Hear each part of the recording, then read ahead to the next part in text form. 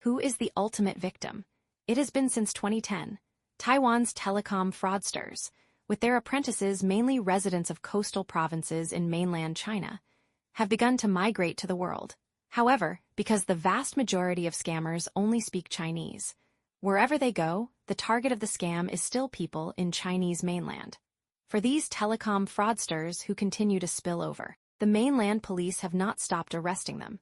Since 2010, South Korea, Japan, the Philippines, Cambodia, and even Spain in Europe and Kenya in Africa, Taiwanese fraud gangs have been arrested.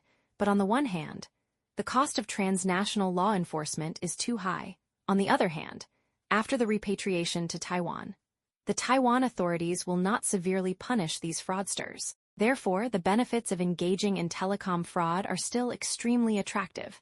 After being arrested many times, the telecom fraudsters are wondering if there is a place that has an atmosphere close to the Chinese cultural circle. At the same time, the local police force is relatively weak. Eventually, they set their sights on the northern Myanmar region, which had a strong Chinese background in history and was currently in a state of civil war. With the development of telecom fraud, global fraud losses exceed trillions of dollars. Developed countries are the hardest hit areas. The United States was the first to bear the brunt of it. The Global Anti-Fraud Alliance report reveals a shocking truth.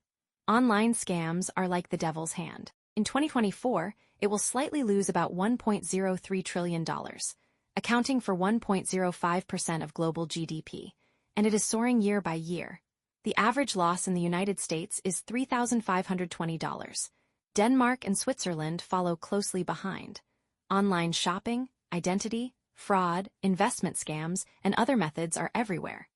AI counterfeiting is even more difficult to prevent due to video fraud. Although Singapore is rich and prosperous, it also suffered heavy losses due to fraud.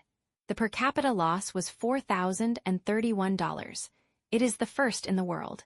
Even Lee Hsien Loong's image was used by scammers. Only 4% of victims worldwide recover their losses, although the United States and Britain are slightly better. It's no effect to solve the problems. Firstly, however, China is the country with the strictest crackdown on online fraud in the world. China collaborates with Laos, joint operation on the Mekong River between Myanmar and Thailand. It has been going on for many years. More than 70,000 fraud suspects were arrested. 16,000 victims were rescued.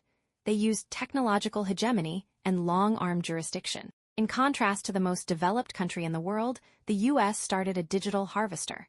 The data is shocking. From 2022 to 2025, in just 4 years, the United States has passed various cases. Cumulative confiscation of global virtual currency assets. It is worth more than $30 billion. So where does all this money come from? 2 well-known cases were named in the report. One is the Chenjai case. October 2025. The United States announced the confiscation of 127,000 bitcoins in his name in a high-profile manner, worth $15 billion. It set a record for the highest confiscation in the history of the U.S. Department of Justice. The other is the Binance Zhao Changpeng case.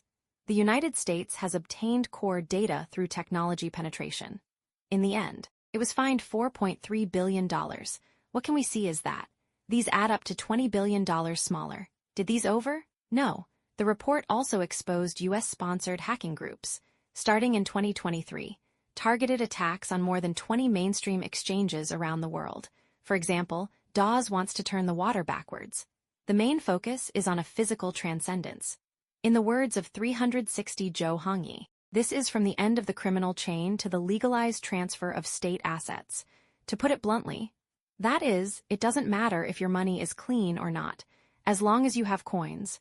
The United States has a way to confiscate it, so this is not justice law enforcement at all.